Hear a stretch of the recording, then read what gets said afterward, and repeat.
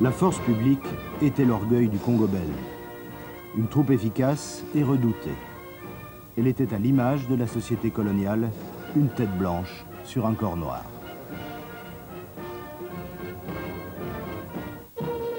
L'histoire des relations tortueuses entre Mobutu et la Belgique a commencé dans ces années-là, quand le jeune Joseph Désiré s'est enrôlé dans la force publique. L'armée coloniale avait pour première fonction le maintien de l'ordre dans une société immobile. La force publique était une école d'obéissance aveugle à l'autorité. Ces leçons-là, Mobutu ne les a jamais oubliées.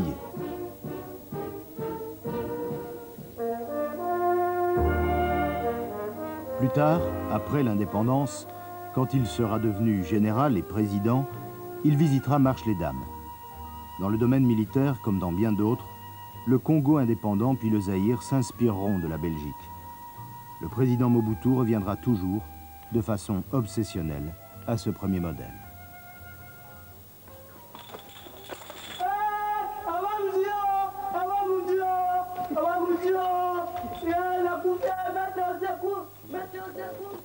Tout au long de son règne, 30 années durant, Mobutu basera son pouvoir sur la force et l'obéissance au chef. Et pendant longtemps, il pourra compter sur le soutien inconditionnel de l'armée belge.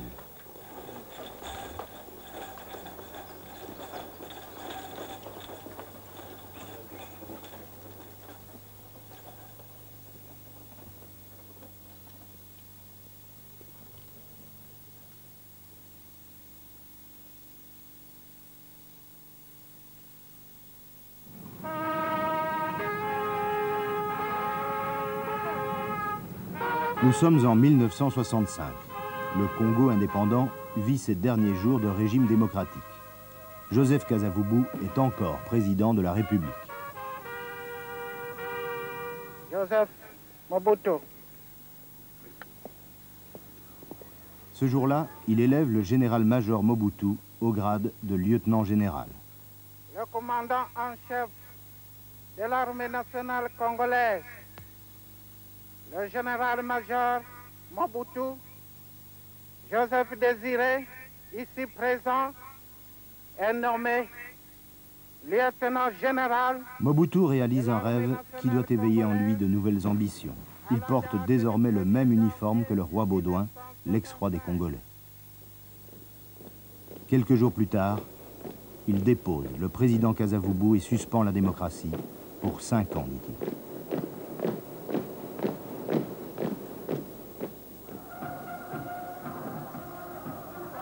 En Belgique, l'avènement de Mobutu est salué comme une bonne nouvelle.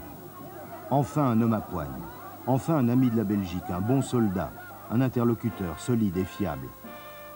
Après les années de mutinerie, de sécession, de rébellion et de combines politiciennes, le Congo se débarrasse de la constitution léguée par la Belgique et la Belgique s'en réjouit. Pour les Belges, Mobutu c'est l'ordre et l'ordre c'est la tranquillité des affaires.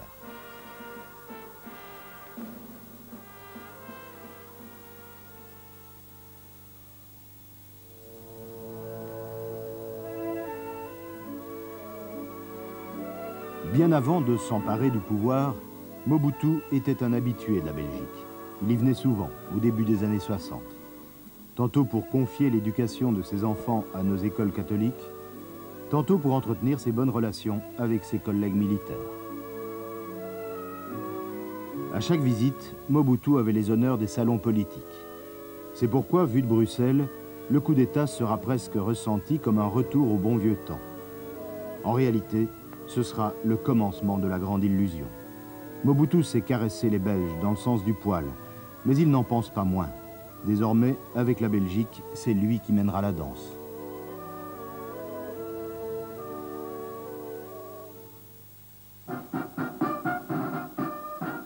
Les Congolais, eux, sauront très vite à quoi s'en tenir. Pour s'imposer, le président Mobutu va utiliser d'emblée les 2 ingrédients qui assureront sa longévité: la répression et la surenchère nationaliste. En juin 1966, Mobutu fait pendre 4 politiciens accusés de complot, pour l'exemple. Quelques jours plus tard, grand défilé à Kinshasa. Pour rappeler les souffrances de la colonisation, on met en scène la force publique administrant la chicotte. Le spectacle est une longue variation sur le thème nationaliste, avec le Belge dans le rôle de l'indécrottable raciste.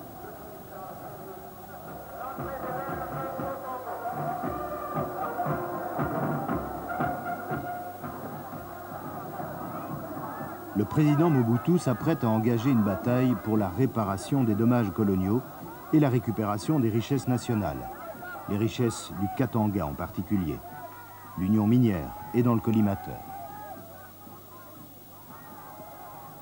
En Belgique, c'est la douche froide. Une certaine presse s'impatiente et brocarde le nouveau maître du Congo. Entre Mobutu et la presse belge, c'est une longue histoire qui commence. Qu'est-ce qui s'est passé? On m'a traité de fou dans un de vos journaux. Alors que je ne suis pas fou. On a même été jusqu'à raconter que je fumais le chanvre, que j'étais devenu alcoolique, que je n'étais plus maître de mes facultés. Toutes sortes d'adjectifs désobligeants à mon égard. Mais ici, on n'ose pas le faire contre votre roi. Pouvez-vous me dire, me citer un seul journal congolais, hebdomadaire ou quotidien, qui a osé une seule fois depuis 6 ans que nous sommes indépendants citer votre roi, donc le roi Baudouin de Belge, dans une seule ligne d'un article? Ça n'existe pas. Mais chaque jour, le général Mobutu, qui est maintenant président de la République démocratique du Congo, est traîné dans la boue. C'est l'escalade. Quelques mois plus tard, en 1967, l'ambassade de Belgique à Kinshasa est mise à sac. Le gouvernement belge se rebiffe, il profère même quelques menaces. Le scénario de la crise, tel qu'il se répétera 100 fois, ce scénario est au point. Le président Mobutu convoque la presse belge à Kinshasa. Une presse qu'il utilisera désormais selon les besoins, comme sa bête noire ou comme son porte-voix. Le danger pour les relations belgo-congolaises, c'est ce groupe de pression. Il y a des messieurs qui croient qu'avec leur titre de noblesse, ils peuvent faire du Congo ce qu'ils veulent, ce qui n'est pas vrai. Nous sommes là pour leur démontrer le contraire. Oh oui, mais c'est trop connu, je ne vous apprends rien. Vous êtes belge, mon cher ami. Il y a un lobby là-bas. Il y a un lobby. Mon cher, qui a monté l'affaire de la sécession katongaise? Ce sont des Belges. Je ne vous apprends rien ici. Et tout ce que j'ai voulu, n'est-ce pas, en vous faisant venir au Congo, à Kinshasa d'abord, au Katanga et dans le reste du pays ensuite, c'est pour que vous puissiez voir et entendre.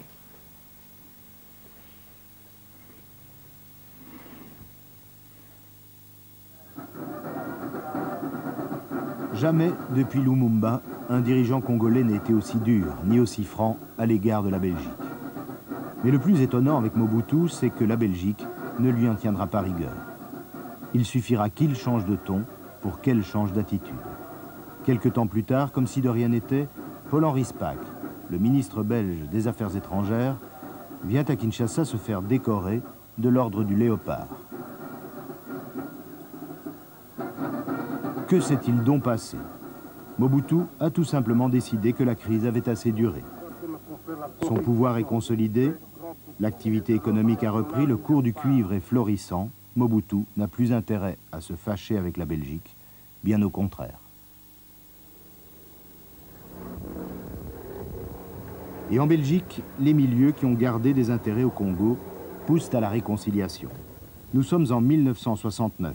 Le président Mobutu est en visite en Belgique. Il va partout. Ce jour-là, il est à Gand, invité par la société Sidmar.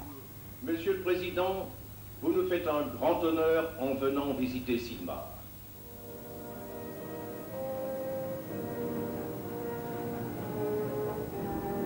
Mobutu est particulièrement courtisé par les hommes d'affaires durant ce séjour. Au Congo, pourtant, le régime n'a pas varié. Le parti unique occupe solidement tout l'espace politique. Mais en Belgique, l'heure est au réalisme. Les affaires sont les affaires, et le gouvernement belge suit le mouvement. Le Premier ministre, Gaston Eyskens, n'a plus que des compliments a adressé au général président. Le gouvernement et le peuple belge sont très heureux de la visite que vous faites dans notre pays. Monsieur le Président, nous apprécions avant tout ce que vous avez fait pour conduire votre pays, la République démocratique du Congo, sur le chemin de la paix, de l'ordre, de la discipline et de la sécurité. Eh bien, nous savons qu'une grande destinée attend votre pays qui est si grand, si vaste et si riche en ressources. On ne peut être plus clair. Peu importe la démocratie ou les droits de l'homme. Ce qui plaît d'abord à la Belgique, c'est que le Congo soit riche et que l'ordre règne à Kinshasa. Et je le souligne, dans le respect total de l'indépendance de la République démocratique du Congo. Président Mobutu, un premier. La presse belge, elle aussi, change de ton. Monsieur le Président, nous avons été bouleversés des changements qui sont survenus au Congo. Nous avons constaté une amélioration formidable, mais nous voudrions vous demander, pour vous, Président de la République démocratique du Congo, quel est le visage du Congo 69? Merci beaucoup pour la question et merci aussi pour l'introduction. Je dois commencer ainsi, tout est donc pour le mieux dans le meilleur des Congos. Tout est prêt, tout est en place pour l'apothéose. Et de tout le peuple congolais. Nous sommes en 1970. Le roi revient au Congo après une longue absence. 10 ans sont passés depuis l'indépendance, 3 ans depuis la grande crise de 67. Un voyage qu'on aurait pu croire impossible, mais impossible n'est pas congolais. C'est un triomphe. Et on ne sait trop qui de Baudouin ou de Mobutu est le plus heureux. Pour le roi Baudouin, c'est un retour aux sources, à ce fameux voyage de Bwana Kitoko en 1955. À l'époque, Baudouin était beaucoup plus populaire au Congo qu'en Belgique. D'une certaine façon, c'est le Congo qui l'a fait roi.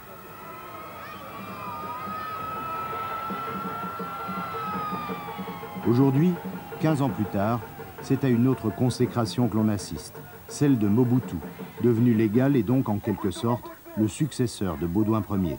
Cette visite royale, le sacre nouveau roi du Congo.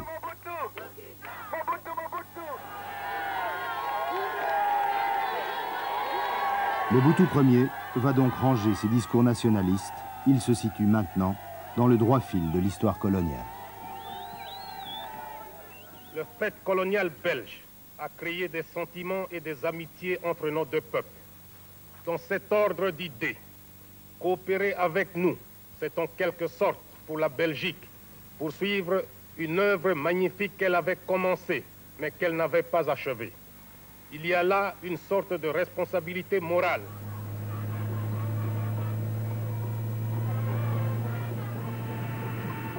Mais il n'y a pas que les mots, il y a aussi les gestes. Entre Mobutu et Baudouin, il y a autre chose que des convenances. Les deux hommes ont le même âge, 40 ans cette année-là. Ils se sentent proches, complices.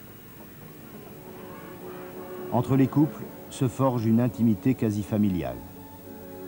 Fabiola devient la marraine du petit dernier des Mobutu.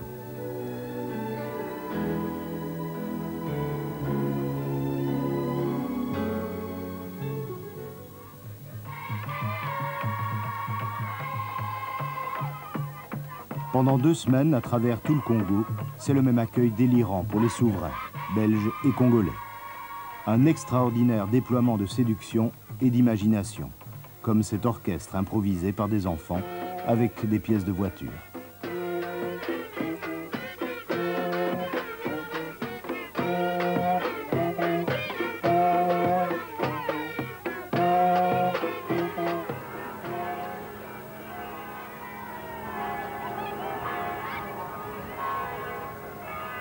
Mais dans l'étourdissement général, il y en a qui gardent la tête froide. Ce sont les hommes d'affaires. Le général Mobutu a jalonné le parcours royal de quelques grands chantiers et visites industrielles. des travaux gigantesques à la mesure des ambitions du nouveau régime et des appétits financiers de quelques sociétés d'Europe ou d'Amérique. Au Kasaï et au Katanga, les affaires continuent. À Kinshasa, les Belges ont retrouvé pignon sur rue. À vrai dire, qu'ils soient coopérants, commerçants ou entrepreneurs, ils n'ont guère cessé de se comporter au Congo comme dans leur colonie.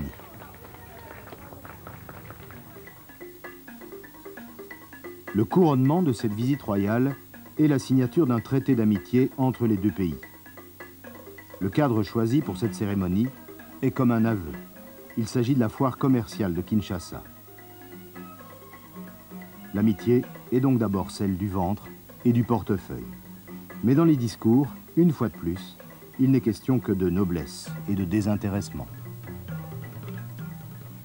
Nos deux pays décident de consacrer par un traité l'existence entre eux du plus fort, du plus sincère et du plus noble des liens, celui de l'amitié. Nourri aux sources d'un passé commun, expression d'une solidarité de fait qui s'impose irrésistiblement à nos deux pays, cette amitié est à présent plus solide que jamais. L'amitié qui semble la plus évidente est tout de même celle qui unit le roi au président. Elle marquera longtemps les relations belgo-congolaises. On dira bientôt belgo-zaïroises.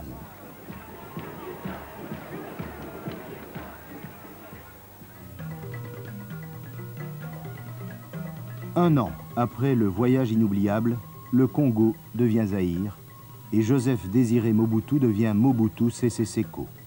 Il est désormais le guide suprême, le président fondateur du tout-puissant mouvement populaire de la Révolution. Seuls les étudiants de Kinshasa osent encore le braver. Ils sont enrôlés de force dans l'armée. Celui qui se considère à présent comme l'héritier de Léopold II met en place un régime qui ressemble fondamentalement au modèle colonial. Mais il essaye de sauver les apparences nationalistes. En 1971, il décrète l'authenticité. Monsieur le Président, je voudrais tout d'abord vous remercier de l'honneur que... L'authenticité est un ravalement de façade. On déboulonne les statues, on débaptise les rues, on supprime les non-chrétiens et on exalte la tradition. Pour nos Zaïrois, c'est une question de dignité. C'est le respect dû à ses origines. Nous devons, nous autres anciens colonisés, nous décomplexer aussi avec cela. Éviter tout ce qui nous a été légué, qui me paraît à moi franchement être une espèce de coloration. Mobutu, à vrai dire, est déçu par la Belgique. Déçu surtout que les entreprises belges se contentent de faire des profits aux Zaïre et très peu d'investissements. Mais Mobutu est magnanime. Il invite tout le gratin politique belge à Kinshasa. C'est l'époque où les socialistes en particulier soutiennent le régime zaïrois et son discours nationaliste. C'est l'époque où Mobutu zaïrianise les commerces et les entreprises. C'est l'époque où Mobutu invente le mobutisme. Le mobutisme est la pensée, les enseignements et l'action du guide. C'est les mariages du peuple avec son guide. Les modèles se superposent. Il y a la couche d'élitisme colonial, la couche de propagandisme à la chinoise, la couche d'internationalisme panafricain et la couche de clientélisme pro-américain. Plus rien ne semble devoir arrêter le mobutisme. Rien n'est trop beau ni trop grand pour le Zaïre. Et la Belgique, vue de Kinshasa, semble soudain bien minuscule.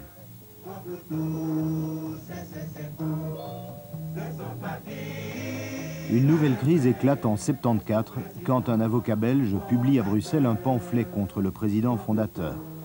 Crime de lèse-majesté, fureur zaïroise, crise dénouée finalement par la visite au Zaïre du Premier ministre belge Léo Tindemans.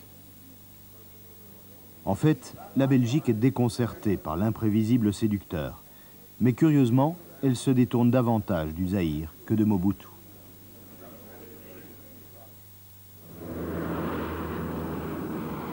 En 77 et 78, coup sur coup, 2 invasions du Chaba par des ex-gendarmes katangais ébranlent le régime Mobutu. Le colosse a des pieds d'argile. La Belgique évacue ses ressortissants et limite les risques, elle prend ses distances, mais elle reste comme attachée à Mobutu.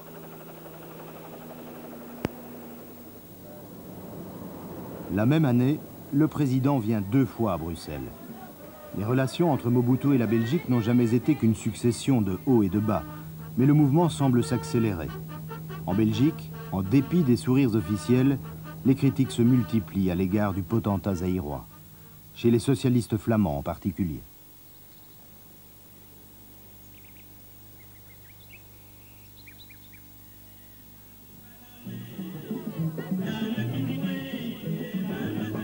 Fin 77, à Kinshasa, on inaugure le Centre de commerce international, un de ces chantiers somptuaires qui ont ruiné le Zaïre et enrichi l'Occident. L'économie est malade, le cours du cuivre s'est effondré, les capitaux ont fui, et avec eux le rêve d'un Zaïre triomphant et prospère. Lorsqu'on dit réalisation de prestige, on voit la cité de la Voie du Zaïre, on voit le bel immeuble que j'ai inauguré hier. Eh bien, ce qu'on voit là n'a pas été décidé pendant la crise. Ce qu'on voit a été décidé pendant que tout allait bien. Et puis, puisque c'était décidé, signé, il fallait réaliser. La façade du mobutisme se lézarde. La propagande se fait mécanique. Une opposition zaïroise commence à se manifester. Elle va envenimer de plus en plus les relations entre Mobutu et la Belgique.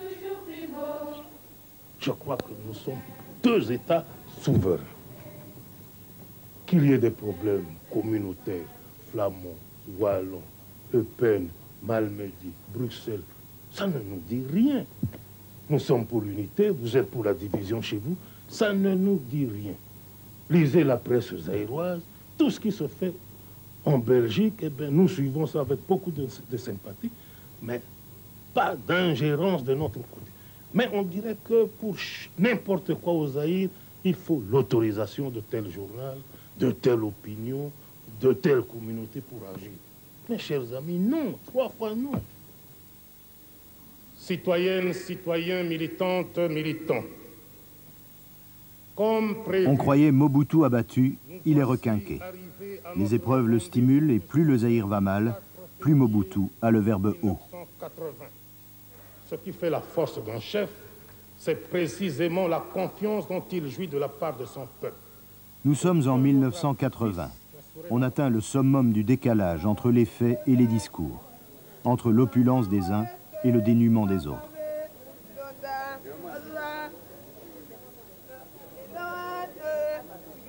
Pendant le congrès du parti, à l'hôpital de Kinshasa, les enfants meurent en masse.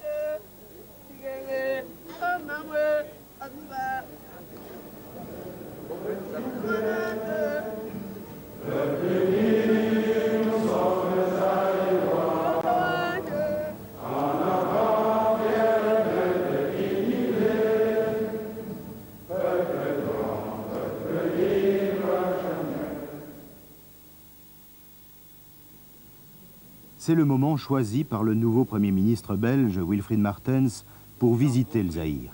Entre la Belgique et Mobutu, pour d'obscures raisons, c'est à nouveau le grand amour. Que j'aime ce pays, que j'aime ses dirigeants et que j'aime sa population. Comme la plupart des dirigeants belges reçus au Zaïre pendant ces 30 années, Wilfried Martens a craqué. Au cours de ce voyage, il est beaucoup question de gros sous, de dettes, d'assainissement. Mais une fois de plus, les sentiments semblent tout surpasser. Mesdames, Messieurs, chers amis, je vous demande de lever votre verre à la santé du Premier ministre, de Madame Martens, à qui je présente mes hommages les plus déférents, et à l'amitié entre le Royaume de Belgique et la République du Zaïre.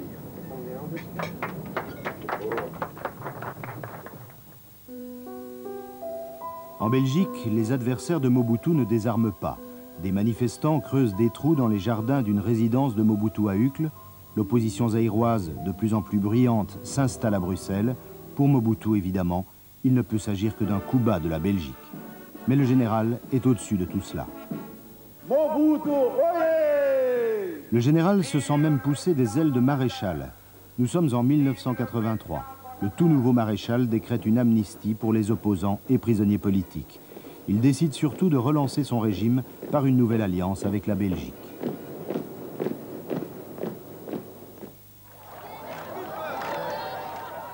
Nous sommes en 1985. Le deuxième grand voyage de Baudouin au Zaïre est à nouveau un incroyable triomphe. Ce sont les mêmes images qu'en 1970, la couleur en plus.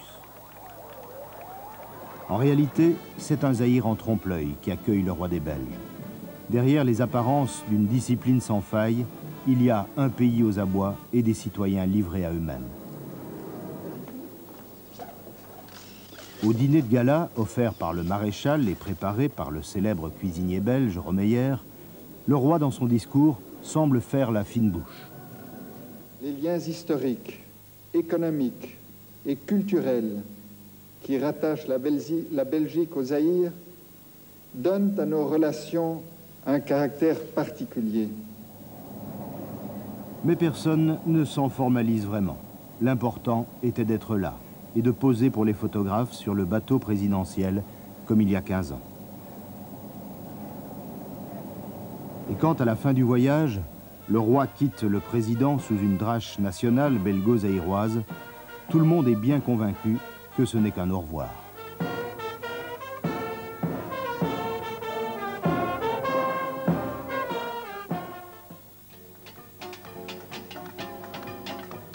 C'était pourtant le dernier voyage de Baudouin au pays qu'il avait fait roi.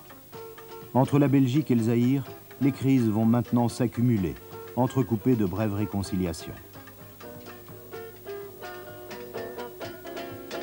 Mais toutes ces crises, en fait, cachent une réalité. Le Zaïre s'appauvrit et se déglingue. Le Zaïre est étranglé financièrement. La richesse s'y est concentrée dans les minces couches dirigeantes. Pour les autres, 35 millions de Zaïrois, c'est la lutte pour la survie. La position de Mobutu est de plus en plus intenable. Il va essayer de desserrer l'étreinte en s'attaquant au maillon faible des créanciers du Zaïre, la Belgique. C'est Wilfried Martens qui fera les frais de l'opération. Le Premier ministre belge revient au Zaïre en 88. Il tombe sur un Mobutu combatif qui attend un geste de la Belgique pour soulager le Zaïre de sa dette. Cueilli à froid, Wilfried Martens ne sait que répondre.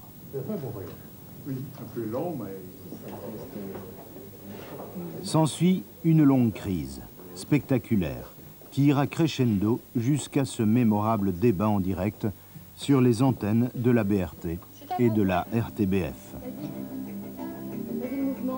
Vous êtes d'accord avec ça aujourd'hui? Hier, vous n'étiez pas d'accord. Madame Bachmann, vous l'avez écrit Mais quand? ce qu'on dit également, c'est qu'on aime le peuple zaïrois, mais on déteste le régime et on déteste le président, le fonctionnement de cet État. C'est ça de quel droit vous permettez-vous de dire? Avec... Vous êtes électeur au Zaïre, vous? Un combat inégal et incongru. Le Zaïre est représenté par 3 sommités politiques et la Belgique par 4 journalistes de la presse écrite. Une mise en scène de ménage dont les principaux acteurs sont restés dans les coulisses. Mobutu a chargé ses porte-paroles de proclamer le divorce. Je suis chargé de vous dire, madame, qu'il n'y a plus de relations privilégiées entre la Belgique et le Zaïre. Je suis fondé et autorisé à vous le dire à partir d'aujourd'hui. Depuis ce débat? La coopération privilégiée, le débat n'est pas terminé, mais je suis chef de délégation et je suis bien placé pour vous dire que nous avons mis fin au caractère privilégié de la coopération entre la Belgique et le Zaïre et mon chef d'État ne me démentira pas. Mais nous savons maintenant qu'entre Mobutu et la Belgique, rien n'est jamais définitif. Le roi du Maroc, un ami de Mobutu, offrira ses bons offices et encore une fois, on se rabibochera. Pour l'aide amicale et compétente que vous avez apportée à la Belgique. Nous sommes en 1990, l'année où le monde bascule dans l'après-communisme. Un vent de démocratie souffle sur la planète.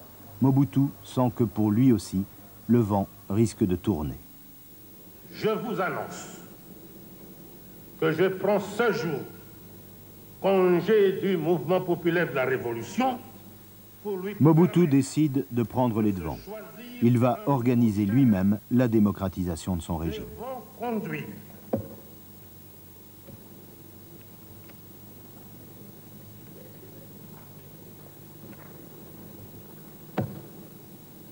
Comprenez mon émotion. À cette époque, plus personne ne parie un franc belge sur l'avenir politique de Mobutu.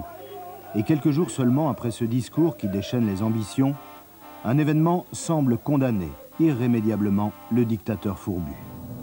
Sur le campus universitaire de Lubumbashi, une révolte d'étudiants est brutalement réprimée par des militaires. Personne n'en connaît le bilan, quelques morts sans doute, mais l'affaire est grossie. En Belgique, elle devient une affaire d'État. La Belgique, qui a bien supporté jusque-là toutes les turpitudes de son protégé, exige cette fois des explications. Elle hausse le ton, elle bouscule Mobutu, en espérant sans doute lui porter le coup de grâce. C'est le contraire qui va se passer. Mobutu va arrêter la coopération avec la Belgique, mais lui va rester en place. Il ira même jusqu'à Lubumbashi pour présider un défilé militaire.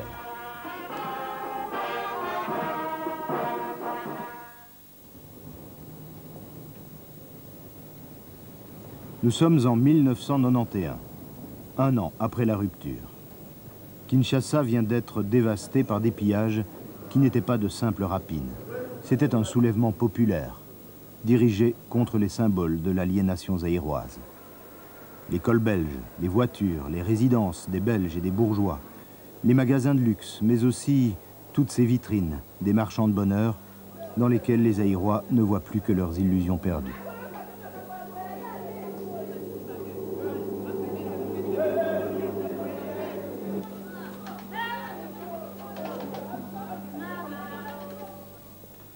Loin de la foule et de la ville, le maréchal s'est réfugié sur son bateau. Il est toujours président du Zaïre, mais il n'est même plus le maître du chaos. Il n'est plus qu'un repère, le seul repère, dans un pays sans État. Mobutu est amer et nostalgique. Il n'est plus question pour vous de relations amicales particulières avec le roi.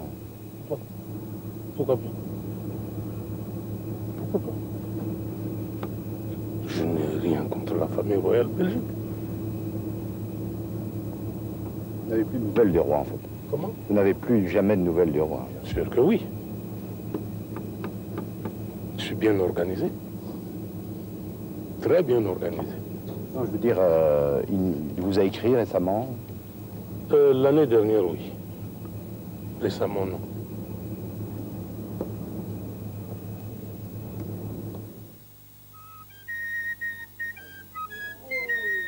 Entre la Belgique et le Zaïre, il n'y a plus que des ruines. Au fin fond de la banlieue de Kinshasa, on a jeté pêle-mêle quelques vestiges du Congo belge. La statue équestre de Léopold II, un buste de la reine Astrid, ils sont là depuis 25 ans, depuis que Mobutu a décrété l'authenticité. Ils sont restés comme un remords ou un regret. Sur les décombres du colonialisme, Mobutu a édifié un régime néocolonial. Pendant 30 ans, il a renvoyé à la Belgique l'image de son immense échec.